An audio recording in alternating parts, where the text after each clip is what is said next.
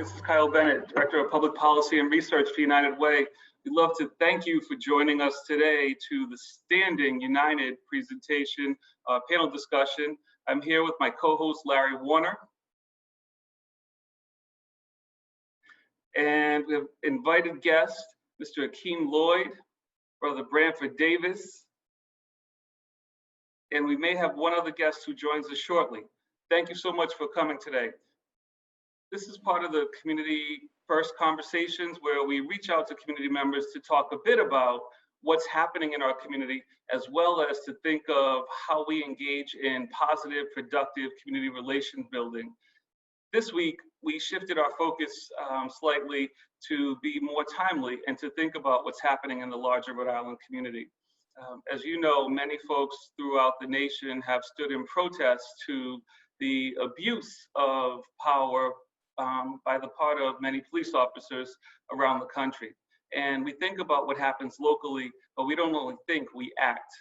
Some folks refer to us as a think tank, others refer to us as a do tank. And today, as part of our opportunity in terms of doing, we wanted to reach out to those who are in the business of community building and hear a bit from them on where they believe the community is and what they're actually doing to move us forward.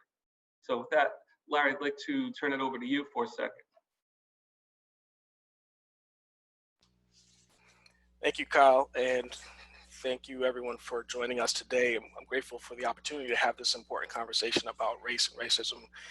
And it's an important topic to discuss that often is seen as taboo, particularly in the workplace or in other places where folks don't want to talk about race or religion. But I think that recent events have certainly given a sense of urgency around these topics and given license for people to have uncomfortable but necessary conversations. And so, certainly I know for me, the young boys that I'm raising, and thinking back to my father who raised me, it's important to be aware of the reality of the times that we're living in. When I was 13, my father, who was about my age during the civil rights movement in the 60s, he used to relate to me his experiences as a middle-aged man going through those times. And for me, it was hard to hear and to really understand what he was trying to relate. And I couldn't imagine that the world was ever in the type of place that it was back then. But as I got older, it certainly became more apparent that institutional racism, interpersonal racism, systemic racism are real things, and I've felt them and experienced them, and we see that they've manifested themselves in a big way in recent times. So kind of thinking about the impact not only to the community but to us as Black men is something that's important to have a conversation about. So I'm thankful for the opportunity to be part of that today. Larry, it's an interesting time for me, both professionally and personally. This weekend is the 43rd anniversary of the death of my father, the murder of my father. He was killed, as some would say, due to senseless gun violence. Others would call it black on black crime. And I like to think of it as the result of failed policies here in the United States. My father was a Black man born and raised in Wilmington, North Carolina. Lots of folks are beginning to hear and see more about Carolina because of the recent Michael Jordan docuseries. But for folks who are familiar with the area, they know the difficulties for Black men growing up in the neighborhood there. As a native Rhode Islander, pretty much, I like to think of the challenges and opportunities that we have here. One of the ways that as a young person I was able to navigate the systems of oppression, but also the systems of opportunity, was to participate in my local neighborhood association. I was an after-school kid, I was a summer camper, and I was a kid who had a place to go when parents were working or in school or otherwise occupied. And that place was John Hope Settlement House. I'd love to ask Brother Branford to introduce yourself and talk a little bit about your organization, and then we'll get back to you on asking a couple of questions. Hi, everybody. Thank you so much for having me. I'm Branford Davis. I'm the executive director at John Hope Settlement House. Currently, during this time, as a lot of our community members and constituents are going through similar feelings and expressions, we express the gratitude and knowing everybody that we're here for you. One of the things that we do here at John Hope is that being a long standing African American community center since 1929, we really work with the families, with the children, help support them in all aspects of their life. Currently, right now, we have our childcare that's open up along with our before and after school program where we're trying to support distant learning as best as possible during this time. You know, Kyle, Mr. Warner, I just want to thank you all. It's an exceptional opportunity during this time as a lot of the community, along with our John Hope family, is under a microscope, you know, and we're trying to best support each other. And I think we're doing that in the best that we can, but there's so much more that's going to take place. Um, and even as John Hope, we have to continuously open ourselves up and let the community know we're here as a beacon of hope, as a space for positive communication, for positive action. And and just as you previously alluded to, Mr. Bennett, this is what John Hope has been, and this is what we strive for to continue to be, for not just the community of the past, but those in the future, those that are standing tall, those that are making their voices heard. So any way that we as an organization can support the community, can support the cause, can support what's happening, that's what we want to do.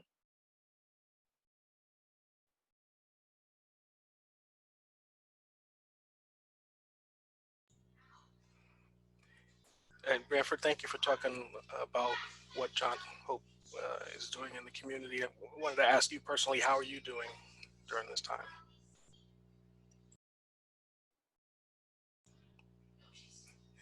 You're on mute. For me, I'm doing well. Thank you for asking. You know, this isn't anything new to me. This isn't anything new to our community.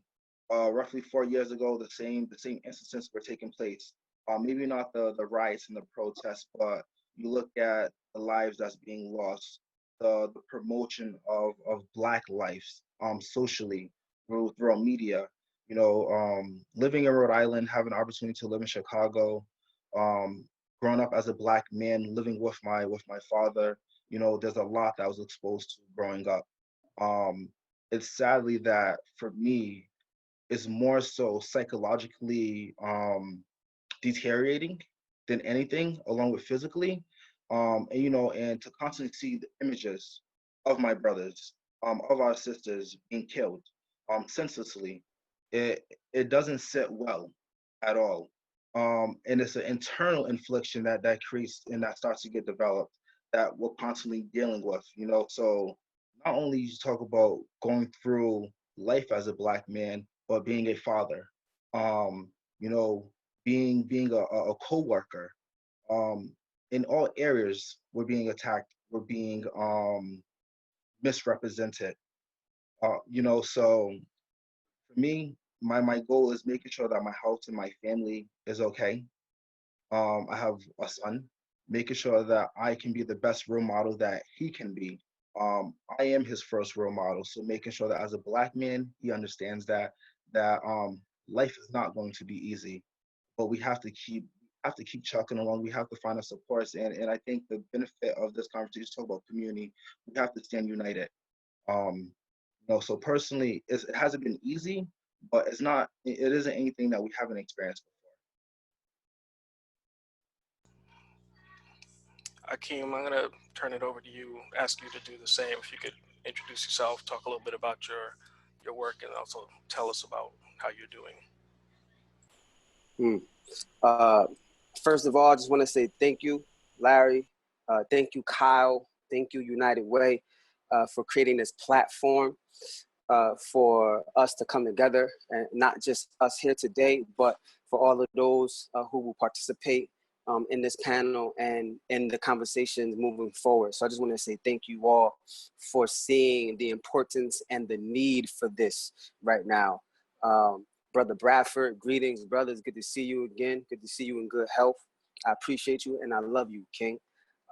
Before I go ahead and start, something that's been heavily on my mind, especially as it pertains to Black boys, I would just like to share this.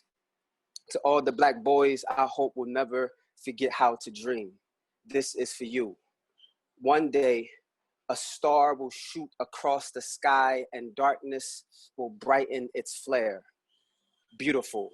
The only reason we know it's shooting is because of the darkness that's there, which holds light, the sun and the moon. Imagine if the sky was unable to show its reflection, its beauty, its purpose. Would you ever dream of a sky where stars didn't exist? Imagine a world where your dream lights up the night, the wish you never let go of. Beautiful. The only reason we know it's shooting is because your darkness will brighten its flare. My name is Akeem Lloyd, and I started the founder of A Leadership Journey, which is a youth leadership and travel organization supporting young people of color ages 13 to 18 from marginalized identities, where we offer leadership workshops, youth-led and professional-led workshops throughout the year, 3 times a month, which cultivates into a capstone that allows us to use international and domestic travel to give these young people an opportunity to participate in cultural exploration and cultural education through travel, using travel as a vehicle to address the means of social emotional support. And you asked how I'm feeling. A couple weeks ago, I don't think I would have been able to answer that question. My heart was heavy, my feelings were heavy, but I would say that I'm in much better spirits because in these times I had to remember that I am also in control of my joy and that I cannot allow anybody to take this joy from me, even with what's going on. I have to be able to balance how much I digest, how much I tune into, and then how much I also need to make sure that I am, I am grateful for the life I do have, the things that I do, that I am able to, work on. And that's being able to serve these young people here in our community and the community in which they live. And so I would say, in short, I am in good spirits, better than I was a couple years ago. But at the same time, I am more, I am activated way more than I probably ever been. So thank you for that. Thank you, and I appreciate the poetic way that you describe kind of the opportunity and the challenges that we're faced with during this time. I think it's very powerful to think about you shine even brighter against the backdrop of the darkness of the sky, and so definitely words to motivate us as we navigate these challenging times.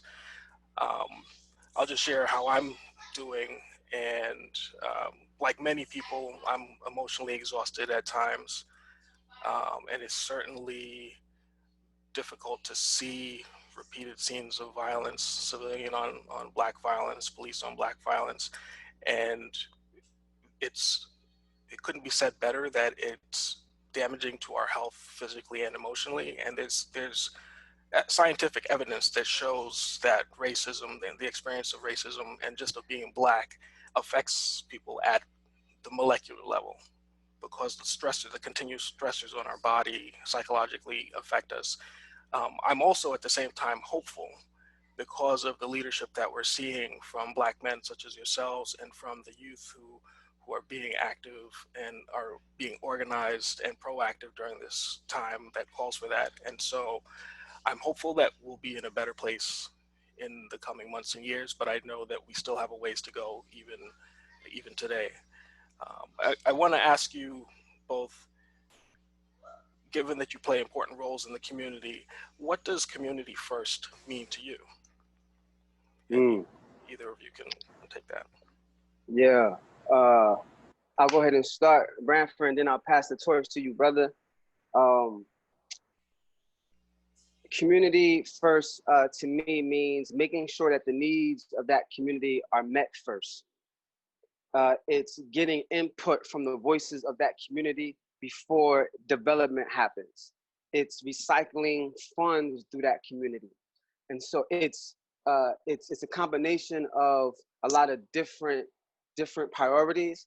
But those are three that really shot up to me as I thought about answering this question prior to this call. Uh, Meeting the needs of the community first is taking into account what is the community asking for, right? Uh, how how can we fill the void? How can we fill the gap, right? And then engaging the voices from that community to help steer the larger conversation and then help steer the action that needs to take place after. Uh, and I think that those are just two pieces of alignment that's extremely powerful when we talk about community first. It's acknowledging who's in the community, the diversity in the community, the ethnic background in the community. It's acknowledging the elderly who's in the community, the youth who are in the community, and that right there for me is extremely important. Thank you for that. How about you, Branford?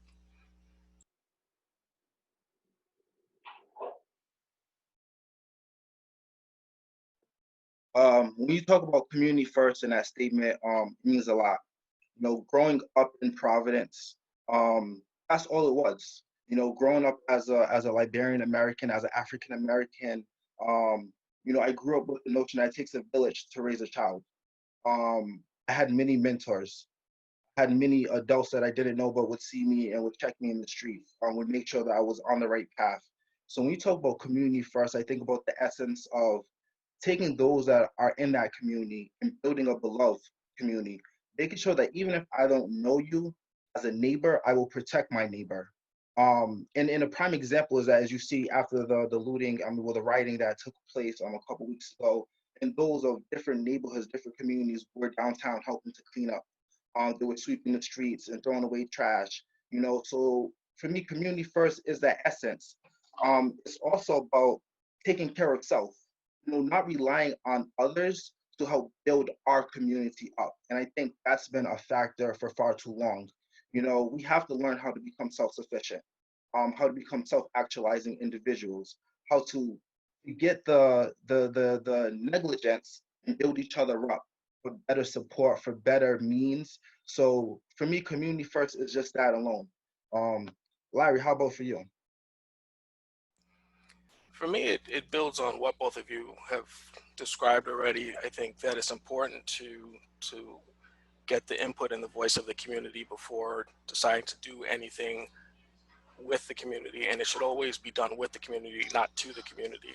And so I think both of you have captured what I think community first means. I think that there's often a train of thought of or desire to take the path of least resistance, which is kind of doing what comes easy or naturally, but it really takes intentionality to do things that are just and equitable for the community. And so I think, yeah, I'm there with you as far as the definition of community first. I want to build on that a little bit and kind of the roles that you play individually in the community, and roles that you see Black men playing in the community. I'm hoping that you could talk a little bit about that. How are you personally, and how are you seeing other Black men? What roles are they playing in today's movement for racial justice?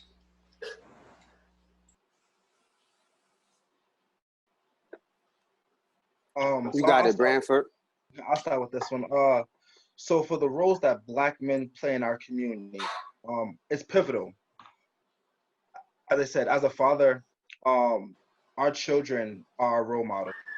We, for a long time, we have not had enough Black men in certain areas, business realm, education, to constantly provide that positive infliction for our youth. So part of my role and what I do on a daily basis is that I work with youth and oversee the John Hoop facility for children 18 months to 12, 13, 18 years old. And part of that is making sure that a lot of the resources and support that they need is provided. Helping them to understand that as a Black man, your past experiences does not make you who you are. You always have an opportunity to change yourself, to change your life for the better. When we talk about media and a lot of the imagery that we see, it does not put positive light on Black men. When you read stories, a lot of our kids' hobbies, sometimes it doesn't promote the best, and that's where we have to do so. And I can say in Providence, there are tons of Black men that are doing this, that are doing the work, that are going out into the communities, that are visiting homes, that are making sure that kids, that youth know who they are, that they know that they can call them and rely on them. There are a lot of them. I don't want to single anybody out because there are tons of men that are doing this, and our job as men is to make sure that the youth have those opportunities that for some that we didn't have, that they have the opportunity to understand how to express themselves, how to find a job, how to build relationships, So for me, and as I said, being a father, it's been difficult because I'm also dealing with my own insecurities as a Black man that society has put forth on me, but also that mentally, kind of prevails us from moving forward, So I think it was most important that we continue to do the work collectively, that conversations like this continue to happen, that men of all walks of life are coming together. I also encourage more educators. Coming from an education background, being in education for the past 10 years, there are not enough males, Black African American males in education. And if that's something that I can strongly urge and encourage, it's that our kids need it. They need us. Thank you. I couldn't agree with you more. I think certainly, especially in key roles, such as in education, where it makes such a huge difference to have a role model or someone who reflects your culture, your background, can relate to you. You can aspire to seeing yourselves in their position, in their shoes. That can make all the difference. And there's strong data that shows the importance of having teachers of color in front of the classroom, so that youth can relate and see themselves in a different type of role. I want to swing it over to you, Akeem, and ask you the same question. How are you contributing to today's movement for racial justice, and kind of what's your perspective? That's a good question. Give me 1 second. So can I touch on really quickly the role that I also believe Black men can play in our community? Some of the pieces were already touched on, this, such as mentorship. I agree, that's extremely important. Being a positive example, that's extremely important. One thing that I also would have mentioned is building up, right? This notion of building up our community, building up in regards to self-awareness, building up in regards to self-love, right? Speaking more about Black excellence and what that looks like, speaking more about, right, why the color of your skin is gold, and where your roots come from, right? So just a lot of positive self-talk. Another role is making sure that we continue to stay connected. I agree with Branford. There are a lot of people in the community, too much to name, who are doing work, whether they are in the light or in the dark. But people need to continue to stay connected as Black men in this community, to show our youth how we move in unison. Part of our role is to also protect, right? Protect our youth, protect the people in our community, protect the women that are in our community, protect the elderly who are in our community as best as possible. And then another role is to make sure that as Black men, we are standing with our Black women. We are standing with our sisters, right? It's this notion of,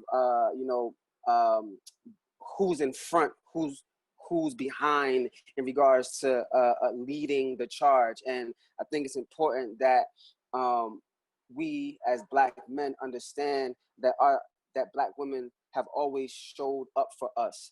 And so I don't ever want to say that we as Black men have to be the one in front, but we can definitely stand with and alongside our sisters in all walks of life, whether that's being the example and embracing and accepting all walks of life. Folks who are from the community LGBTQ, folks who are from the community of Black trans, right? These underserved communities who are also met with harm, right? We need to be able to stand with those communities and be a positive example for folks to know that it's okay to embrace, right? Folks and individuals who may not identify as the same sexual preference and or livelihood that we do as Black men. We have an opportunity as Black men, our role to change the narrative. We have an amazing opportunity to change the narrative. And so what I have worked so hard to do in my own right is to mentor, is to do my best to be a positive example, to build up with positive self-talk when I work with these young people, to make sure that them to use their voice during this time of unrest. Make sure that I am encouraging them to educate themselves more on what's happening during this time of unrest. A leadership journey. What we do when we come together is have these important conversations around injustice, inequality, and equity. And so now, these young people are experiencing a time in their life very similar to 2015, but they was too young to really understand 2015. But now they're old enough to understand the conversations that we're having and understand why it's important for them to really consider how they can be involved in this movement right now, history. And so I've been really doing my best to encourage the young people that I serve and the communities in which they live in to really balance as much of this as possible, right? Branford made an amazing point of how we are seeing death way more than we've ever seen it before. And too much of internalizing that can really take like a toll on your spirit.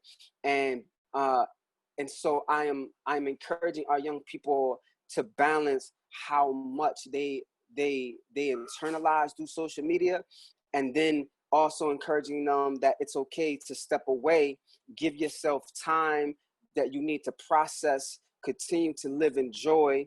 And so that's where I am right now, personally, in regards to what I'm doing. To help move this needle along.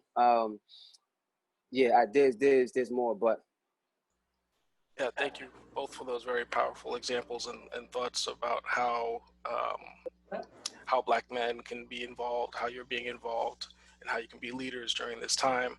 I think you've alluded, Akeem, to this idea of intersectional identities and the intersectionality that can worsen the impact of oppressive systems, whether it's race, gender, other identities that not only make it difficult to be a Black person during this time, but to be a Black LGBTQ, be a Black trans person, to be a Black woman.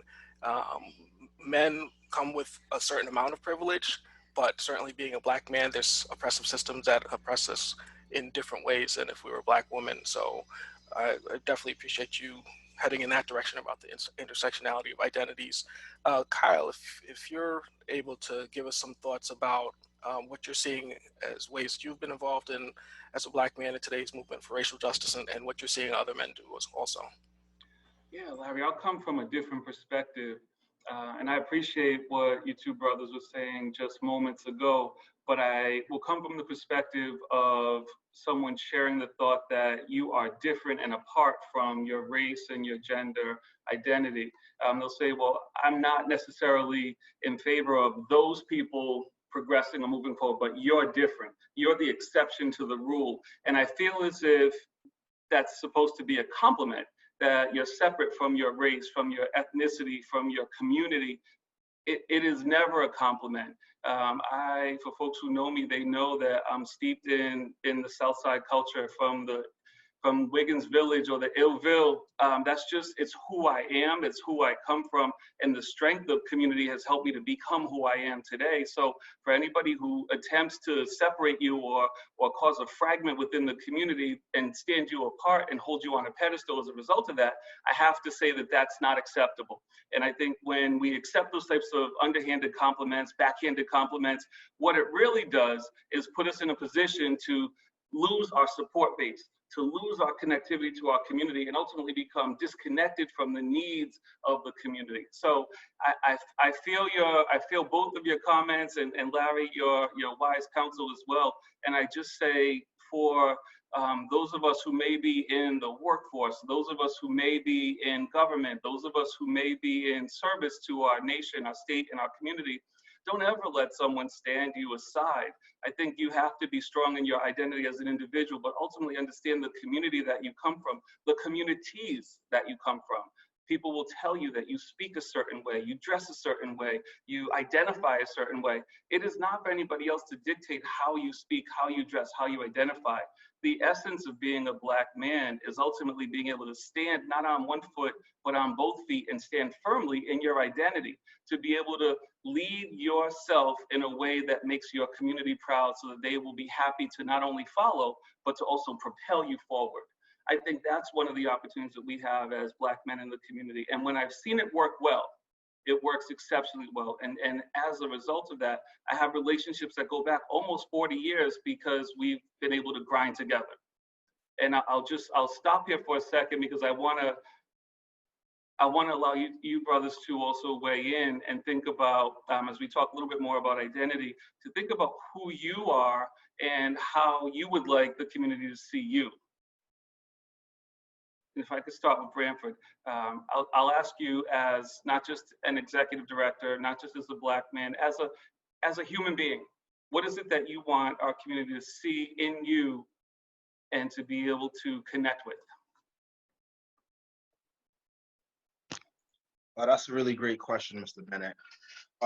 So often that we're so busy doing the work that we're doing. A question like that really has time to settle in and be answered. But for me, I think it's just the person, the individual that I am, the amount of love that I have for people, the amount of respect that I have, the love for life. Growing up, I always would watch my dad, my grandmother, my mother give their all to other people in the community. And that kind of has trickled down on me, to who I am, and going out of my way to help not just individuals that I know, but most of the time individuals and people I do not know. And that's the essence of who I am. Going above and beyond, giving my last, trying to make sure that if I see you with a frown, you're gonna leave with a smile. I'm a big believer in positivity, positive energy. So for me, I want people to look at me not just as a Black man, not just as a father, but as a human being.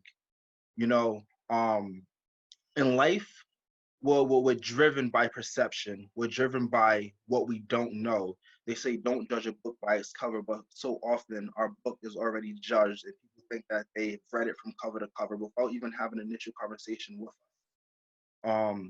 And I've gone through that as a human being, because I say that because even as my own sense of community sometimes judges you, and looks at you and puts you in the box. You know, we ourselves have to be able to open up that realm, open up our lens, and accept people for who they are. Um, and once again, I say that's a attribute to my community. Being exposed to so many different walks of life, being exposed to so many different types of people. Um, and you know, in life, you can never take things for granted. So knowing that even as an individual, we all have our flaws. As individuals, we all have things that we wish we can do or conquer, but we can't. You know, so as people look at me, I want them to understand and see that I'm a person that's full of passion. I'm a person that's full of grace. I'm a strong believer. Um, and I'm willing to go above and beyond, you know, and a lot of that comes with, I said, going back, that comes with the essence of growing up and see people before me doing it, of seeing the hard work and the sweat that my family, my parents had to go through, just so I can have an opportunity. My mother was born in South Carolina, has a high school degree. My father is an immigrant from Liberia, you know, and coming here and understand the struggles that they had and how growing up I would see a lot of racism, um, and prejudging upon them, you know, that didn't sit well. And I want people to look at me and not see that. I want people to look at me and see that I'm an individual who cares. I am an individual just like everybody else. That despite our differences or our similarities, we all have an opportunity to connect and to unite. Um, so when people look at me, not just as a father, not just as a Black man, I want them to see that. I want them to see the artist in me. Thank you. Your words are deeply felt. I appreciate that. Brother Akeem, what is it that you would like people to see of you or in you? Oh man, Bradford, man, that's a beautiful man. You had me over here in my fields, bro. Uh, hey, I tell you this though, Bradford. I see you, bro. I see everything that you just mentioned. I see you.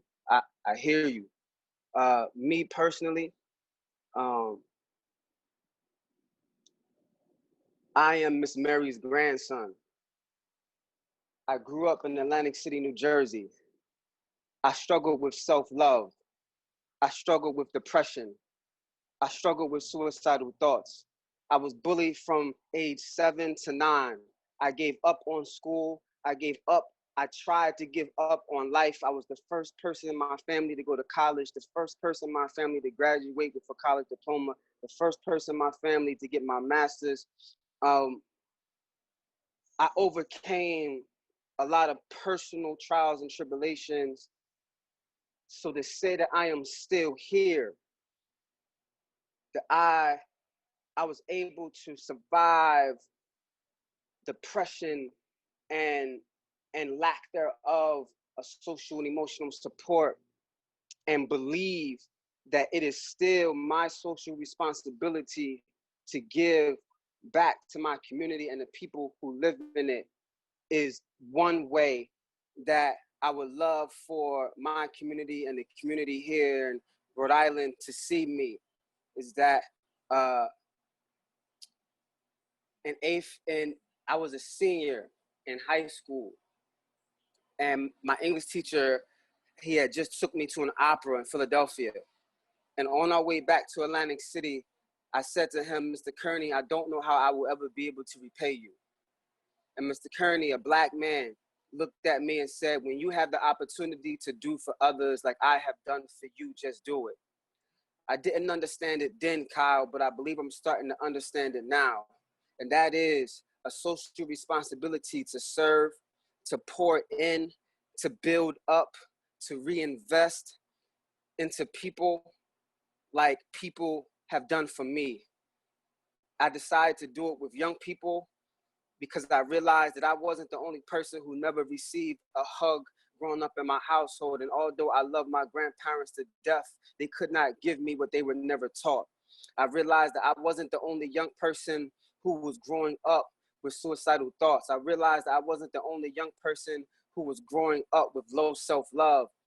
And so that in itself reminded me that this was my opportunity to do for others, like Mr. Kearney did for me, to make it my social responsibility to help serve young people in the way that other people served me. And so when I think of who I am, I got to start with my roots. I'm Miss Mary's grandson. I am an extension of her and everybody who poured into me. And when I think of how I would like for the community to see me as a Black man who is doing everything in his power with what he has to do what he can for those like me. That's deep. That's deep and appropriate. I think when our community looks out for one another, in order to do the best we can, we have to understand one another. So I asked the question, how do you want folks to see you? Because I want them, the people who are watching, and right now it may just be hundreds, but by the end of the day, it'll be thousands or millions. I mean, who knows how far our reach goes today, but I want them to know what they can count on you for, what it is that you bring to the table. So for both of you, I appreciate you in answering this question. I want to turn it back over to Larry for the next question, but I also want to harp on one thing. While your two depictions of yourself are different, I hear so many similarities in terms of who you serve, how you serve, your common experiences, and collective goals and objectives for this community. So I know, the reason we reached out to the two of you is because you are doing the work. You're providing that support that our youth, that our adults, our young adults, our older adults, that our folks need to be self-sufficient, to get on a good foot, and then to begin to build positively in terms of our larger community experience. We think of community first, and you two always put community first. So we thank you. Larry. Thank you, Kyle, and thank you, Branford and Akeem, for those powerful reflections. As I was listening to you, I was thinking back on challenges that I've experienced growing up in high school, and how much, just like both of you, I'm an overcomer of expectations, of challenges, of barriers, and so many barriers, individual and systemic, are being encountered by Black and brown people and communities. So, hats off to both of you for the successes that you've achieved and enjoyed, and the way that you're trying to knock down barriers for the community and for those alongside you. The question I wanted to pose to you next is about being vulnerable or being strong. And we know that due to stereotypes about not only what it means to be Black, but what it means to be a man, it's challenging at times to be vulnerable and to open up and to let down your guard. I was hoping that both of you could talk a little bit about ways that being vulnerable can be helpful and also can it be harmful. So any thoughts that you have to share on that?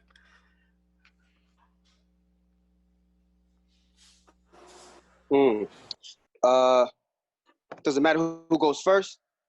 You got the mic, bro. Okay. So so for me, I grew up being taught that being vulnerable was dangerous, period, right? That there wasn't a positive way to even view vulnerability. And I believe that ideal, that kind of teaching that stems from, those messages can be harmful within itself, because, and I can only speak from, right, I speak from my personal experiences and my experiences being an educator, working with young people, is that those messages then become internalized. And when those messages become internalized, what it does is it hardens the heart and the feelings of young people, especially Black men, And that plays a role on how they interact with the world, or lack thereof, their interaction with the world. And it becomes harder for them to be able to express themselves. And so they begin to channel their energy in ways that in some settings are viewed as disruptive and as troublemaking, etc. But in actuality, they haven't been taught how to release that energy that they've been holding on to, or they've never been told that it's okay to be vulnerable, or that it's okay to express yourself. And so I want to start there by saying that as I got older, I started to understand the importance of this conversation around vulnerability that we're having right now. And it didn't register until I got to college. But before I got to college, the seed was planted when I was in high school, where I was attending the Boys and Girls Club in Atlantic City. And this brother used to always ask me, Akeem Lloyd, how are you doing? And every day I will always revert back to a safe answer. I'm good. I'm good.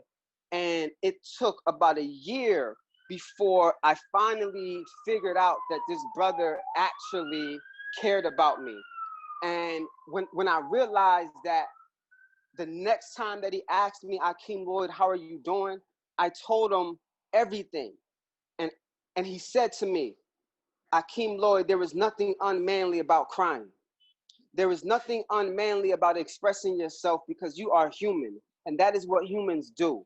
And although I didn't understand it then, what he was telling me in that moment shifted the way that I began to view vulnerability and the power of it. Right? It was the first time that I had ever been told that as a young Black boy, it was okay for me to express myself.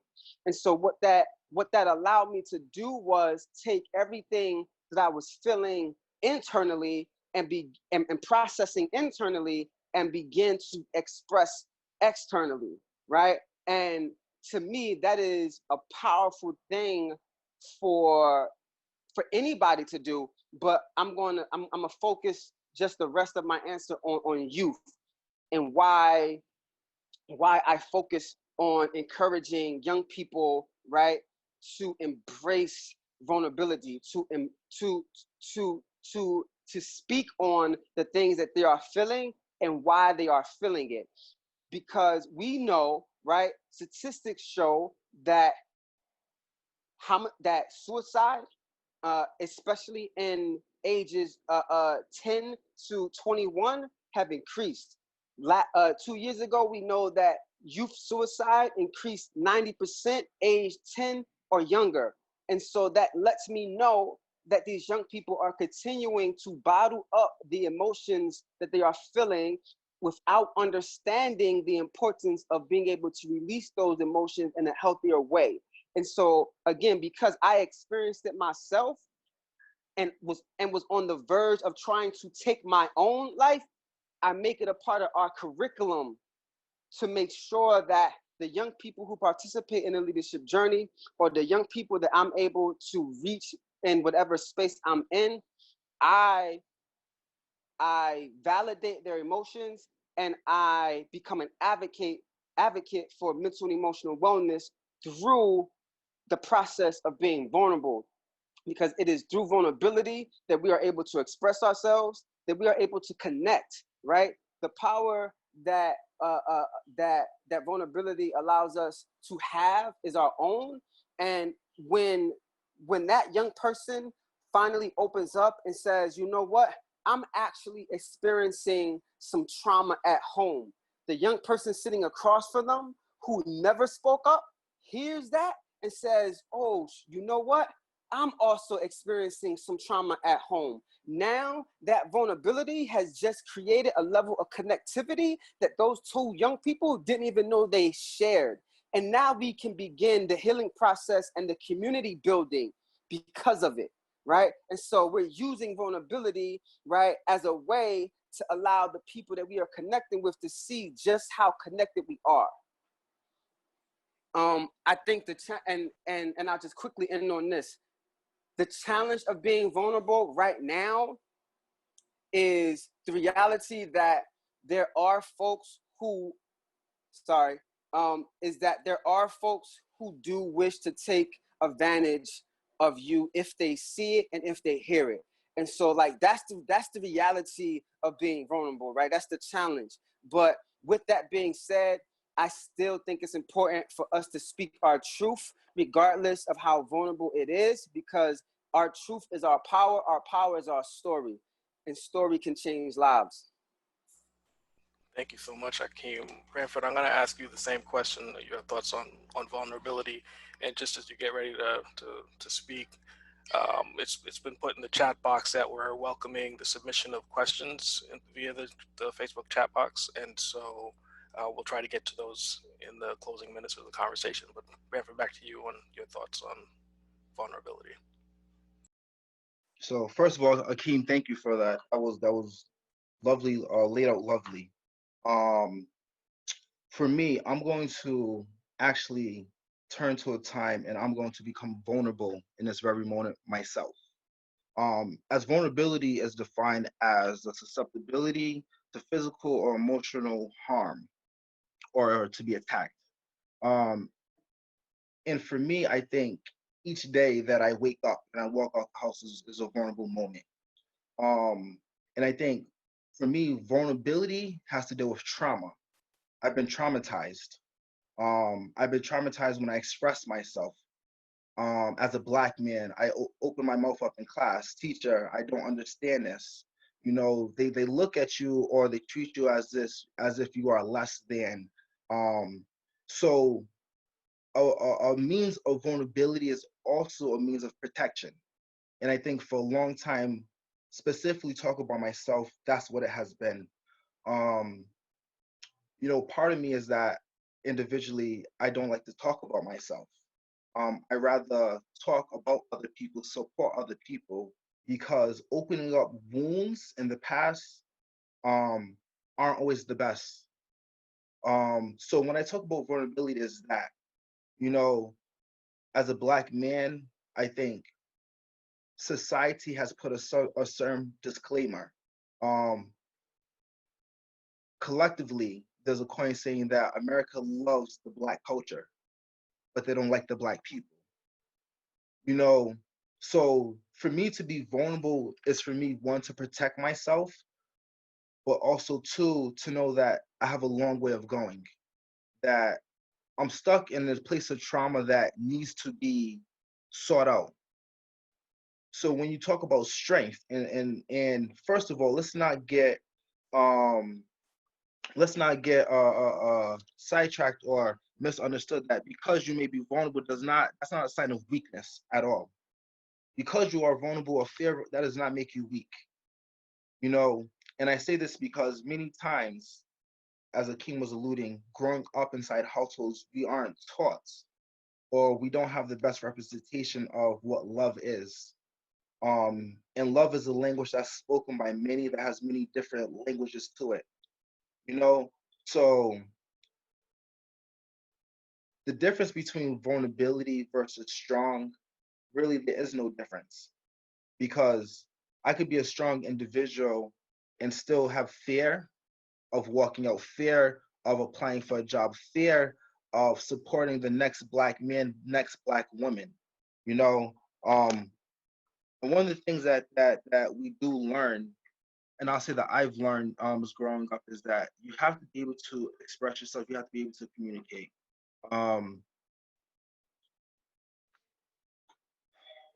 As a husband, you know, I remember the time that I was afraid to open up to my wife. I was afraid to express the way that I was feeling about relationships or express how I was feeling about being a new father. And because of that, because of my fear, and because I wasn't letting myself be vulnerable in our relationship, it was self-damaging. And I think that's what at times when you're vulnerable, you're not open to it, that's what that can do. And that self-damage, it lasted for a while. It changed the way I looked upon myself. It changed the way I acted. and luckily I had to seek counseling. So once again, this is my vulnerable moment that I'm opening up, because one of the things in the Black community that we don't do is seek help, seek counseling, seek support. And I understand the need. I understand the need for it. And there's many reasons why we don't. And part of that is the same conversation of, if we go to counseling, is that a sign of weakness? Can we do this on our own and remain strong? And I've learned my lesson, and I'll say no, you can't. And this is why conversations like this are important. Um, so the ability to say that, regardless if I'm going to open up and if I'm going to be hurt or not, if people are going to look at me different, it doesn't matter, because at the end of the day, I'm doing this for a greater purpose. And I think that speaks of strength and volume. So when we talk about vulnerability versus being strong, that's something that we have to reteach our youth, but also our adults. That's something that we have to recoin. We have to understand what that is. How do we get out of that? As generations continue and as we propel with younger generations, how do we provide the necessary knowledge, the necessary experiences, where they don't feel that they walk into a store, or the speaking with someone higher up and in a vulnerable situation, um, or that the voice is not being heard. Because I think even the question before this also alludes, and as everybody was speaking about, how do you want people to see you? I started to think, well, I actually want people to see me. For many times as a Black man, I felt invisible. I felt that I would be in a crowd of 1,000 people and nobody would see me. That I would walk into an office building and only be the only Black individual, night, and I was not being seen, not being appreciated, knowing that the work and the effort that I was putting in was valued. So I think along with that, along with understanding that we are valued, that there is no weakness in being vulnerable, you know, these are the things that we have to do, and strength lies within that. Thank you, Branford and Akeem. I appreciate both of you reflecting on that, and especially the idea that vulnerability is not the same as weakness is very important to take home, and that there is strength in being vulnerable, and it's emotionally healthy for us as Black men individually, and also in the relationships in which we find ourselves. We have about 2 minutes left, so I just want to ask you both if you could comment in 15 to 30 seconds each on this one question we have, and then I'll turn it back over to Kyle to close and bring us home. We have a question: how can women in the community support our Black men mentally and emotionally without making them feel less than? And so Branford and Akeem, if you could 15 to 30 seconds on that, and then I'll turn it back over to Kyle. The question was, how can women in the community support our Black men without making them feel less than? As I think women continue doing what you're doing. And I'll say with that, it starts with, not to say it start, but we as Black men also have to look at that and understand that you are our queens, that we collectively have to build each other up, and being that together, because of, it has to be a balance. One side cannot do more than the other, so we have to do it together. I think we also have to change the way that we look and respect each other. For many times, as a Black man, we may deprive our women, knowing that they are our most secure, most valued, humanistic individual. So we have to keep that in mind, build new relationships, continue building new relationships, continue putting efforts forward, and appreciate each other. I think that the best thing that we can do is respect. We don't respect our women enough, and we have to relearn that as well as men. Thank you, Branford. Akeem, same question.